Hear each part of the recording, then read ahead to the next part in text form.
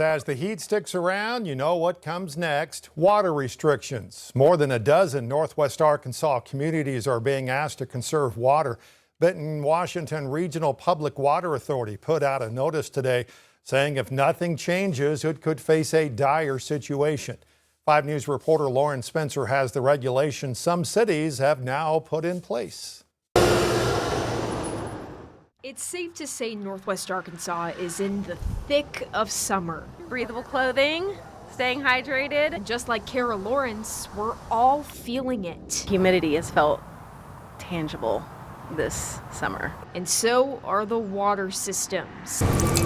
It's always a challenge in the summer months to keep up with demand. With the heat and very little rain, that's resulted in 17 communities across Northwest Arkansas now being asked to conserve water. And here in Tawnytown, they're making that mandatory. To some extent, it is absolutely getting worse every year due to the growth of Northwest Arkansas. Growing pains hitting at the water pumps. The Benton, Washington Regional Public Water Authority, which provides water to Tawnytown and other communities, says water usage is outpacing its ability to rebuild storage levels. They say the system is currently losing about 3 feet of storage per day. They're spending lots of money upgrading their system, putting in larger pipes and more storage. So for now, communities are asking residents to cut back. In Tawnytown, that means following an odd, even watering schedule, hand watering lawns, and limiting lawn watering to 20 minutes between 5 and 7 in the morning. For Lawrence, it's about surviving the heat and adapting. I haven't watered my plants yesterday, so I guess I'll water them today and not tomorrow. In Tawnytown, covering news where you live, Lauren Spencer, 5 News. City of Tawnytown is also banning outdoor pool filling and has a new moratorium on new sod and hydro mulching in new subdivisions. City says if water consumption does not drop, even more restrictive measures could follow. Meanwhile, many in Scott County are without power tonight. County Emergency Management says they're working to identify the cause and restore it as quickly as possible. They did not yet have an estimate on when that would be restored. Now, they say in the meantime, shut your blinds and windows, keep the house cool, stay hydrated, and conserve your phone battery in case you need to make an emergency call. All new at 10, the Rogers City Council has approved calling a special election this November for a proposed bond package. Voters will decide to extend the city's 1-cent sales tax and what that revenue funds. Total proposed bond package is about $457 million. $118 million will go to refinancing old bonds, while $339 million will go toward capital projects. A majority of the improvements will be with the city's roads, but millions will go into towards parks, police, fire, and animal services. The county will hold the ballot draw for the election in 2 weeks. Ideas on how to regulate future data centers. That's what Fort Smith City directors tonight kicked around. The concern has been brought up about increased water usage the city would have to come up with. One director offered up an idea to help cover those costs. I would like to propose a 4 times what the standard residential rate for the city of Fort Smith would be for a data center inside the city or outside the city.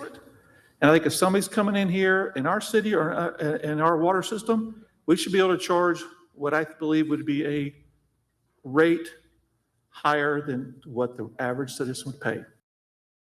Right now, there are no plans for a data center to locate in the immediate Fort Smith area. The only one being built in the River Valley right now is in Johnson County. Springdale has officially filled its vacant city council seat. Rex Bailey will take over the Ward 2 spot left vacant by Aaron Huntley, who resigned this year. Bailey was a longtime Ward 2 councilor and was previously called to fill a vacant seat 4 years ago. He'll fill the position until the November election. City has already called a special election to fill the seat. Washington County will hold its ballot draw next Friday and approve the ballots on the 27th. Lowell city leaders will meet tomorrow for a special meeting. Now, the police chief took to social media to address what the meeting will be about. Tim Kuth posted this message from the department's official Facebook page.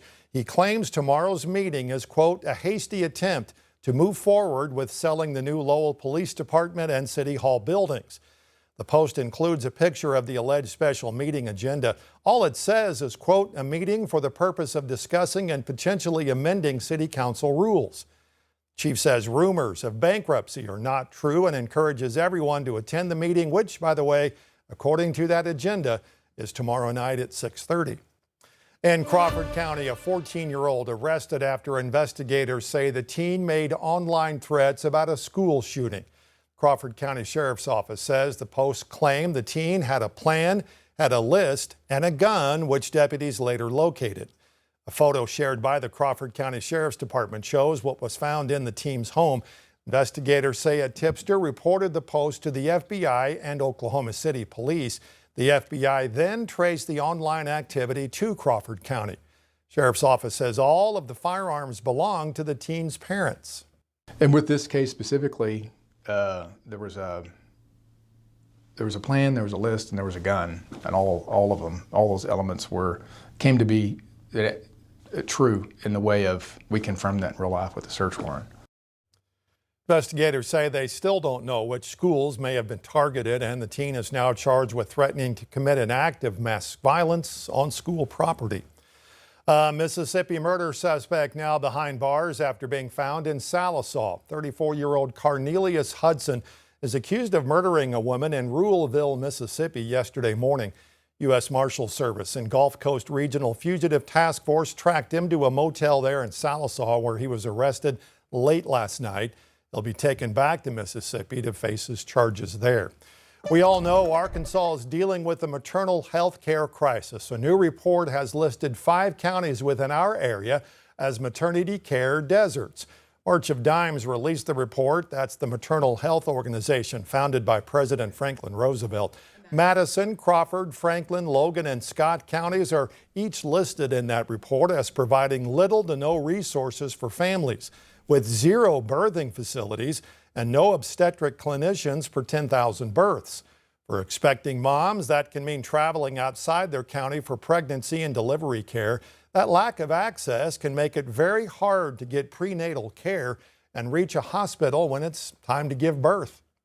This is really worrisome because families should get high quality care regardless of where they live in this country. Your zip code should not determine the care that you get, and yet we know that it does in this country. And the trend is currently that things are getting worse, not better. State of Arkansas and hospital systems are now working to connect women in healthcare deserts with pregnancy care. Medicaid doula coverage is also being implemented. A local organization says it fell short of its goal to make sure every child in the foster care system has a trained advocate or volunteer. And now it's launching a campaign to make sure that doesn't happen again.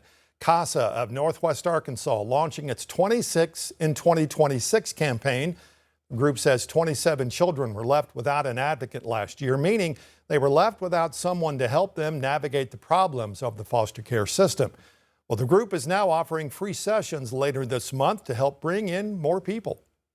It's going out and visiting them in their placement, checking on them, making sure they're doing well, getting to know them, finding out what they like and don't like, what needs they have, what medical appointments are coming up next in their lives, checking in on them at the school, seeing how things are going there, and then following them through the court system. So if they go to court, you go to court, checking in with their parents. How are things going on the case plan? The group will then host 4-week training cycles starting in September. Another cycle will start in late October.